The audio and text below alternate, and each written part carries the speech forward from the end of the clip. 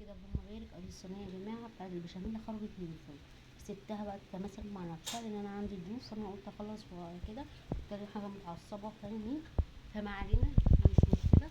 معانا بقى صينيه الرواية بقى اهي يا جماعه مقرمشه كل حاجه. جيت بقلبها لفت مني سنه، معلش برضك ايه عشان متعصبه، مش مشكله متعصبه. يعني دي الفرخه اهي يا جماعه مشويه طبعا، واخده الفرن كله. وبعد كده ايه سبتها ايه للشوايه. بصي بقى كده اللهم بارك. طبعا رشه بقدونس زي ما انت عايزه. طبعا مثلا ما حضرتش سفره يا جماعه ولا الكلام ده، بس طبعا انا قبل ما هم يجوا ومش عارفه ايه واحط الاكل والكلام ده كله مش هنعرف نصور. تمام كده.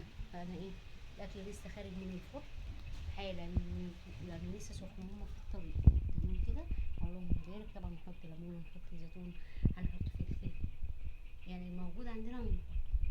طبعا الضيف يجي ياخد واجبه يا جماعه مفيش اي مشكله عندنا، بس نعمل ايه حاجه حلوه وحاجه كويسه. بصوا كده ادي الصينيه يا جماعه، هسيبها لما تبرد خالص، هي لسه ايه سخنه دافيه يعني كده قربت تغمق، وده لسه سخن. طبعا مقرمش يا جماعه، بصوا مقرمش عشان بس متحسبوش ان هو طري. طبعا بيطلع لك اللي هو العيش السوري، بيطلع لك مثلا سندوتشات زي ما انت عايزه هتعمليه.